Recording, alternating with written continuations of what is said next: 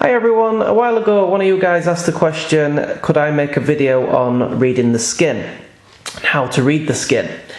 And it was a video that the more I thought about it, the more I thought it'd make a really interesting topic and discussion.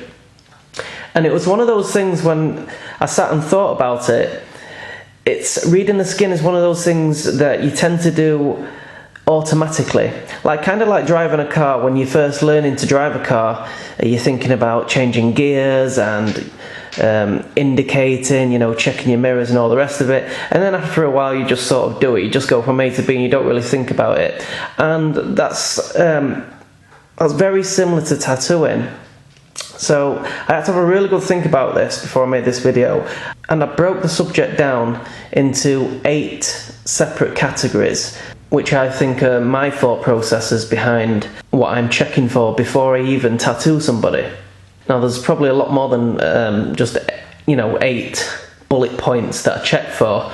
Again, you kind of do it automatically after a while, but I've had a really good think about it, and I think these 8 that I'm going to show you today really break it down and might help some of you guys out. So the very first thing that I'm looking at when it comes to reading the skin is placement. So from the off, when someone first books the tattoo, from the outset, before you even touch the person with a needle, we're in design stage here. I'm thinking about placement straight away. That's pretty simple enough. Is it going on the arm? Is it going on the leg? Is it going on the chest area? Wherever. But the reason why this is important when it comes to reading the skin is because some designs just won't work, or should I say they won't look as good on a particular body part as it would on another body part. Now I'll give you an example of this. I had a client once who was booked in for a portrait on his chest, and I'd not actually seen his chest in the flesh. I'd spoken to the client and everything, but I'd not actually seen his chest in the flesh. I'd not seen the skin of his chest until he actually turned up for the day for his tattoo. And I had the stencil ready and everything. The client took his top off, I prepped his chest, we placed the stencil on his chest, and what happened was, because his pecs were so big, this guy was pretty muscly, they kind of dipped in like this. So when I laid the stencil on his chest here, because it was a portrait, and with portrait designs, what you're looking for, especially where the eyes are concerned, you're trying to get the eyes on a level, nice flat piece of skin.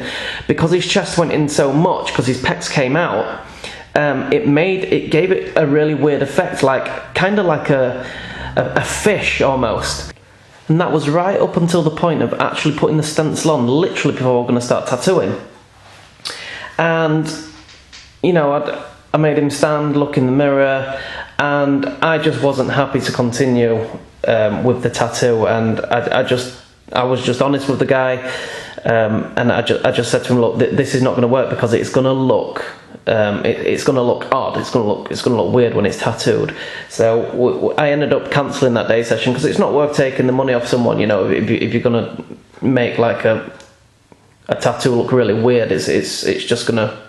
It's going to be really detrimental to you as an artist if you do something like that. So placement from the off is a really important thing to consider. So again, this is before we've even started tattooing anyone. This is when someone's just come in and they've booked a tattoo. Next thing for reading the skin is age. Now this is not set in stone, but usually the older the person gets, the less elasticity they have in the skin.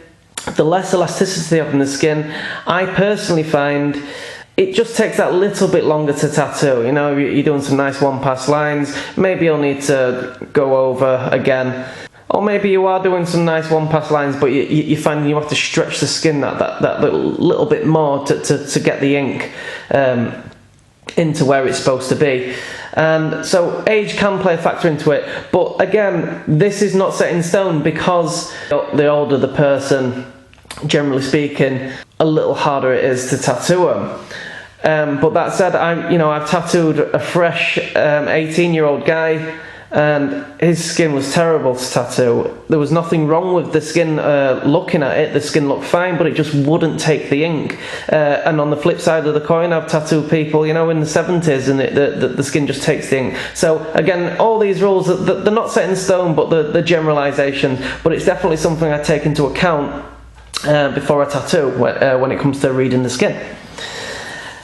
Gender, again, just my personal opinion, I find that females are usually a bit easier to tattoo in terms of the ink going in the skin. Again, I can't say this enough, it's not set in stone, because obviously you're going to get situations where the male's easier to tattoo than a female, but generally speaking, I find the skin on females is easier to tattoo than it is on males. That's just from my personal experience. It's not, say, these aren't major factors, but it's all part of that subliminal end game that you're working out. You know, all the cogs are turning. All these factors are coming into it when you're about to do a tattoo, or when you're booking in a tattoo from the off. So all these things, all the cogs are turning in my mind. Okay, the age, the gender, the placement. So the next thing we've got is skin colour. Now, with skin colour, you obviously got white people, black people, everything in between. Now, skin colour, you know, you've obviously got white skin, black skin, olive skin, fair skin. With skin colour, why this can be a major factor when it comes to reading the skin is because someone with very dark skin or black skin, you're not going to be able to put in the very, very delicate shades like you would with someone with fair skin. And that's just a fact. And you know, if you ask most tattooists, if you ask, you know, what skin they prefer to tattoo, most of them will probably say fair skin, because the fairer the skin, the more it's like, I suppose, drawing on paper. And especially if you're doing like a portrait or anything like that, and you get these really, really fine shades in these subtle tones in colour or black and grey. With fair skin, you can really showcase your skill on that.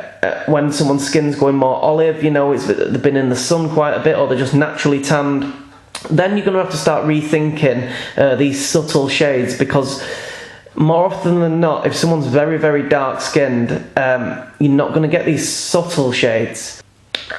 And to the point where, you know, if you did book someone in for a job, say someone with really dark tan skin or black skin, then you're going to have to incorporate that into the design, and be very aware of that before you even start tattooing them. That you're going to have to go, well, to start with your blacks, you're going to have to go really, really dark. You know, with all your dark colours in the design, you have to go really, really dark. And then with your lighter colours, they're still going to come in quite dark because it's on dark skin. You're not always going to be able to get those subtle tones. So it's always worth having a really good think about your design before you start tattooing someone. It's always a really good idea to take into account the skin colour of the person before you start tattooing them. You know, really check the design that you're about to tattoo on someone against their skin colour. Okay, the next topic is skin condition. What I mean by that is, have they got any scar tissue in the area where they want the tattoo?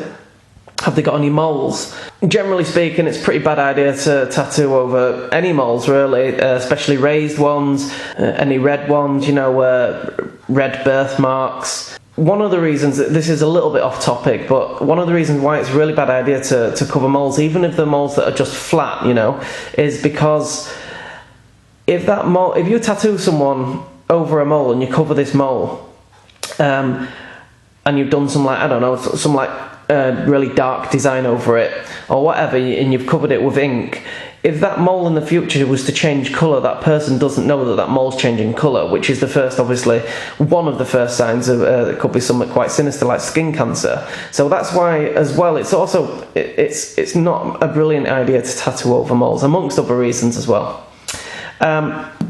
Is the skin saggy or is it tight? Again, I've covered this in a video before. a video called Pros and Cons of Riding the Tube. If you haven't seen it, subscribe to my channel and check it out, they're all on there. Is the skin saggy or tight? So around the belly area, generally speaking, this skin can be quite saggy, and then you just move from here just slightly to the ribs and this skin can be quite tight. And saggy skin can particularly be a bit of a problem if you're doing a lot of shading or even lining, I suppose. It's just, we prefer skin that's tight and firm. So obviously, wherever you're about to do the tattoo on the person, it's worth taking into account and just acknowledging the area that you're about to tattoo, whether you're going to run into any major problems with it. And finally, you know, on skin condition, spots, you know, is the skin in good condition? Have they got acne? Have they got spots, pimples, things like that? Because all stuff like that, you know, you're going to irritate it even more. Personally, I wouldn't tattoo over anything like that. If the skin isn't in quite a good condition, I'd probably avoid tattooing that area until they've sorted out whatever the problem is. Next thing is a cover-up. Are you doing a cover-up tattoo? Because this kind of goes back to the skin colour. Because if you're doing a cover-up tattoo, obviously the ink that's the old tattoo that's in the skin is a different colour to the skin. So you're not tattooing on fresh skin. So you've got to make sure that the design that you're about to tattoo is actually going to cover the old tattoo. And whether that be the colours you're using, or has your new tattoo got negative space in it, but that mean, like, are you leaving areas of blank skin? Because if you're doing that and you're putting that over an old tattoo, then obviously you're going to have the old tattoo coming through it. So all that's to be taken into account as well if you're going to do a cover-up. So that's definitely a really important one to consider. Next, we've got client position. And what I mean by that is, what position can the client be sat in to help aid stretching the skin? And I'll give you an example of this. I've done tattoos before where I've tattooed someone's back here, the middle of the back, and the first thing I think is, right, okay, I'm tattooing the back, they can lay on the bed, lay flat on the bed. And what actually happened is I put the stencil on, and when they've actually laid down on the front, the shoulders have raised a bit and this skin is actually sagged in a little bit like this. So it's like creased.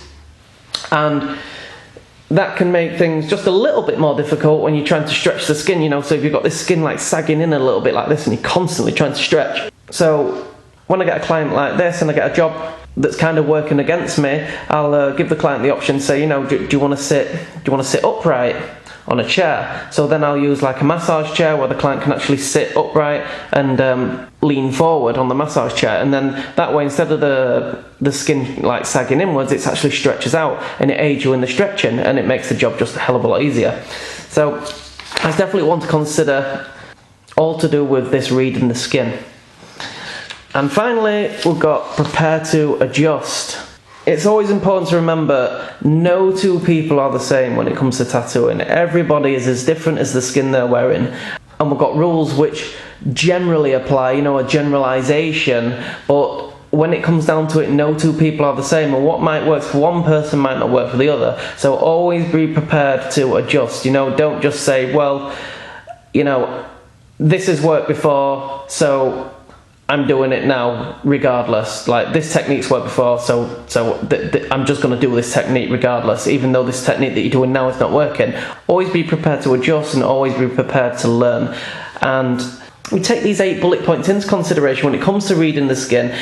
It's definitely going to give you an advantage when it comes to actually doing your tattoo. And you know, if you have covered all these bases when it comes to your tattoo, you'll probably find that your actual tattoo will go a lot more smoother and it'll flow a lot better because you're prepared.